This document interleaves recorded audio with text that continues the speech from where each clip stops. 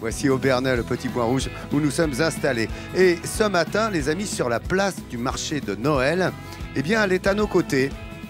Miss France 2012 est ici. Elle est alsacienne. Elle nous fait le plaisir d'être là. Delphine Vespizer, qui va passer un moment avec nous. Delphine, alsacienne, disais-je. Un petit mot en alsacien. Ik ben froh als ik ben in Obernai en ik wens à Olli a schöne Weihnachtszeit. Voilà. Et voilà les Aubernois. Voilà.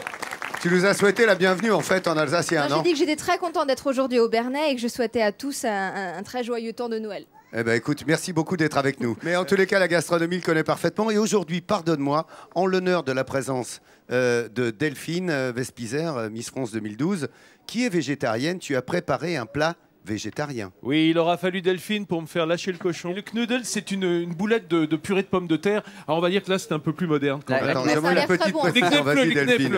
Non, ça a l'air très bon et je tiens à vous remercier pour cette subtile attention parce que c'est vrai qu'en Alsace, je fais la promotion de beaucoup de choses en Alsace, mais la gastronomie, c'est compliqué parce qu'on mange beaucoup de viande. Oui. Et donc, merci beaucoup. Les gens sensés. Coucou à la caméra, les enfants. Regardez-vous. Coucou. D'accord, je suis très fort. Ok, merci. Je suis très enfants, hein. Je suis moins bon que Delphine quand elle apprend les langues régionales aux enfants. Parce que Delphine, tu t'intéresses, Miss France, à ces langues régionales. Tu essaies de perpétuer justement tout ce travail sur l'alsacien. Oui, il faut dire que le dialecte alsacien est dans notre région depuis toujours et que petit à petit, il commence à se perdre. Hein. Je veux dire, aujourd'hui, les jeunes, ils apprennent l'anglais, tout ça. C'est très, très bien. Mais je pense qu'on peut aller avec la mondialisation et en même temps se souvenir d'où on vient. Parce que le dialecte, c'est pas seulement du folklore. Je pense qu'aujourd'hui, il y a encore beaucoup de personnes âgées qui ne parlent quasiment que l'alsacien. Moi, c'était le cas avec mon grand-père. Et je me suis rendu compte que le seul moyen de communication pour communiquer avec la personne que j'aimais le plus, c'était l'alsacien. Donc tu l'as appris, il te l'a appris. Voilà. Donc, et dans ma famille aussi, on parle. Souvent, donc, dans les familles, on parle en alsacien, les enfants répondent en français. Ça, c'est pas grave, mais au moins, ils l'entendent. Donc, je fais vraiment un appel à tous les grands-parents et tous les parents pour qu'ils continuent ça. Malheureusement, ce n'est pas toujours le cas. Donc, du coup, avec mon acolyte qui s'appelle Yves Biche et qui est aussi très engagé en Alsace, on va dans les écoles et on fait des petites comptines, on apprend des mots en alsacien aux enfants et ils se rendent compte que des mots qu'ils utilisent déjà, c'est des mots en alsacien. Par exemple, ce petit bonhomme-là... le Ménélé. Voilà, on ne peut que dire le manala ou le manalé. Ouais. Voilà, tout dépend du... Ça, c'est un mot en alsacien. Oui, c'est vrai, c'est comme ça qu'on les appelle. Nous, on a dit que on ne peut pas dire autre chose. Ça, voilà. Ça, c'est très connu ici. Et il y a plein de mots voilà, qu'on leur apprend. Une petite brioche anthropomorphe. Oui, voilà. voilà. On peut. Et alors, c'est mignon parce que voilà, les enfants me disent « Ah ben, ce mot, c'est vrai, ma grand-mère me le dit souvent. » Ou quand on dit une petite fille, les grands-parents disent « Amaïtalé ». Et alors, elle dit « Ah oui, ma grand-mère me le dit aussi. » C'est mignon, quoi. Ils apprennent. Amaïtalé. Amaïtalé, voilà. Merci Delphine. Vous voyez qu'elle s'en occupe et elle l'aime, sa région Alsace. Hein. Vraiment, elle la défend et elle a bien raison. Grâce à Chantal et Michel, eh bien, on a plein d'objets différents, comme le magnifique tablier que porte Jean-Sam en ce moment, ou encore les filles, Claire et Hélène qui ont des coussins, donc toutes sortes d'objets.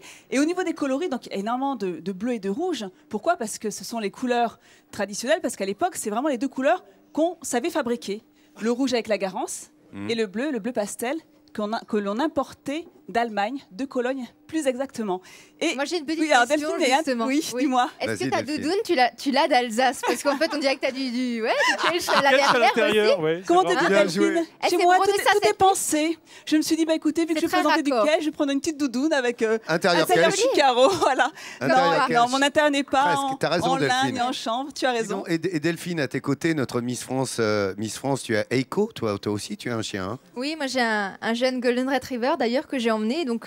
Je veux dire qu'il a fait la rencontre de Pongo et qu'il s'entend très bien. Donc en plus de ça, il est Pongo très, s'entend bien avec il est les très autres sociable. Oui, et voilà. Tout à fait. Parce que toi, Delphine, je crois que je te tutoie parce que tu es une passionnée des animaux comme moi. Donc je crois que ça rapproche, hein, ça tisse des liens. J'aurais voulu faire ce beau métier, mais bon. Oui, mais tu défends très bien la cause animale aussi à ta façon, car tu t'investis beaucoup, je crois, auprès d'associations pour défendre un petit peu toutes sortes d'animaux. Et là, on te voit d'ailleurs avec ton chien juste avant que tu n'arrives tout à l'heure à Obernai. Oui, c'est... Je pense que voilà, chaque personne naît avec des combats, c'est ce que je dis souvent. Moi, j'ai une réelle empathie pour les animaux. J'arrive à me mettre à leur à leur niveau, je sais pas, j'arrive à comprendre les choses et je peux pas comprendre que, par exemple, je prends le chien qui est vraiment un être d'amour. Hein. Il ne peut que apporter de l'amour à l'homme. Donc je comprends pas qu'on puisse l'abandonner ou le maltraiter puisqu'il ressent tout ça et c'est absolument horrible. L'abandon voilà, c'est horrible. Mais je ressens la même chose que toi. Je dis souvent que j'ai l'impression que je comprends ce qui se passe dans la tête des chiens. Et du coup, je suis un petit peu comme toi. Moi, le chien, c'est un peu mon animal préféré. Et ta passion, je crois que tu l'as depuis toute petite. C'est vraiment, oui. Alors là aussi, pour nouveau faire un clin d'œil, j'étais beaucoup à la ferme chez mon grand-père et donc c'est là aussi, je pense que j'ai eu cette sensibilité, le respect des autres, le respect de la nature, mais donc aussi le respect des animaux. Et je pense que c'est bien. Continuons dans notre combat alors, Delphine. Merci. Merci les filles. Elles se sont trouvées là, regardez.